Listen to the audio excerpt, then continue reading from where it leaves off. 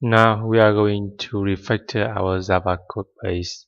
First, let's update the JpaDAO class to allow only one instance of the Entity Manager Factory across the application. This is the JpaDAO class. So we need to declare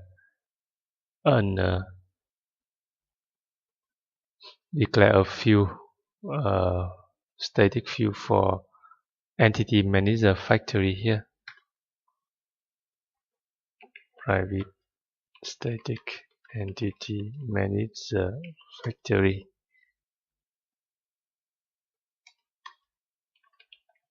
Entity Manager Factory.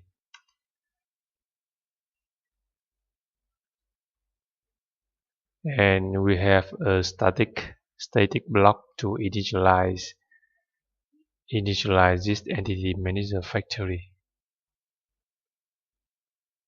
Instead of initializing in the init method of the base service class. So you can copy this, and this is a static block